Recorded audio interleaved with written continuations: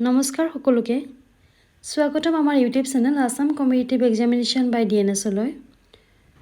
আপোনালোকক এই ভিডিঅ'টোৰে কিছু এলপিইউপি টেটৰ নিযুক্তি সন্দৰ্ভত আৰু মেৰিট লিষ্ট সন্দৰ্ভত কেইটামান কথা ক'বলৈ আহিছোঁ গতিকে ভিডিঅ'টো সকলোৱে শেষলৈ চাই আপোনালোকৰ মন্তব্যসমূহ এই ভিডিঅ'টোৰ তলত কমেণ্ট বক্সত জনাব পাৰিব গতিকে আহক ভিডিঅ'টো ষ্টাৰ্ট কৰোঁ ইতিমধ্যে আপোনালোক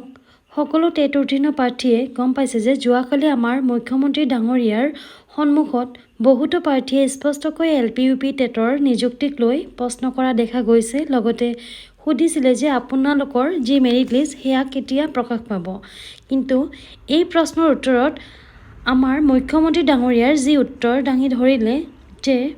অহা বছৰৰ 10 মে তাৰিখত সকলোৱে একেলগে এপইণ্টমেণ্টসমূহ পাব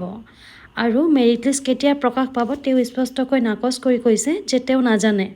কেতিয়া প্ৰকাশ পাব বা ডেট কি হ'ব তেওঁ নাজানে গতিকে এই কথাখিনিৰ দ্বাৰা বহুতো টেট উত্তীৰ্ণ প্ৰাৰ্থীয়ে যোৱাকালিৰ পৰা আৰু হতাশাত ভুগিছে অলৰেডি এই যিটো এলপিইউপি টেটৰ এডভাৰটাইজমেণ্ট আছিলে যোৱা 2023 চনৰ ডিচেম্বৰ মাহৰ গতিকে এই 8 মাহ ধৰি সকলো প্ৰাৰ্থীয়ে এটি আশাত ৰৈ আছিলে যে তেওঁলোকে মেৰিট লিষ্টসমূহ পাব কিন্তু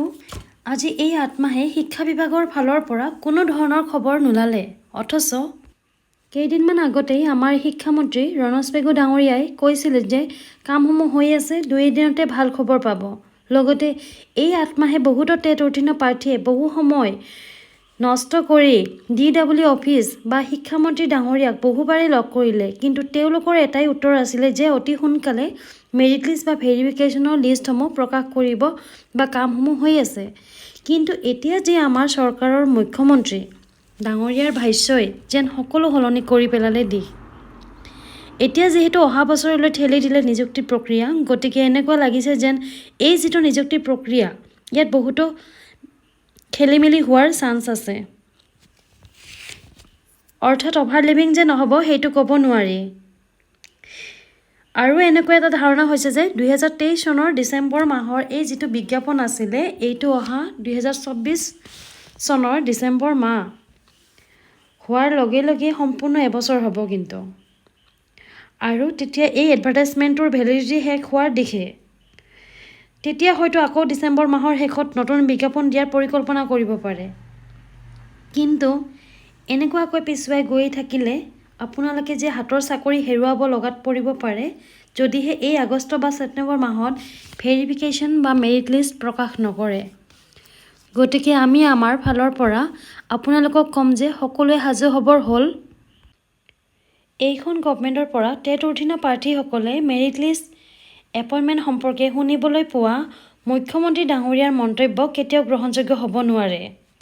সময় সময় তেওঁলোকৰ ভাষ্য সলনি কৰি মন্তব্য প্ৰকাশ কৰাটো টেট উত্তীৰ্ণ প্ৰাৰ্থীয়ে মানি লোৱাটো কিন্তু উচিত নহ'ব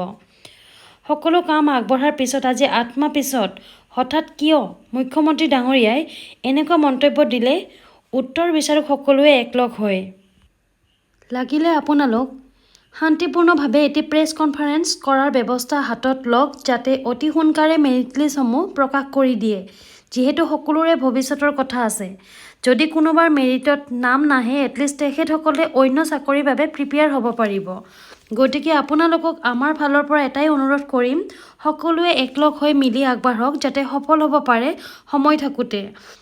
গতিকে আজিলৈ ইমানেই আছিল শেষত ভিডিঅ'টো চোৱাৰ বাবে ধন্যবাদ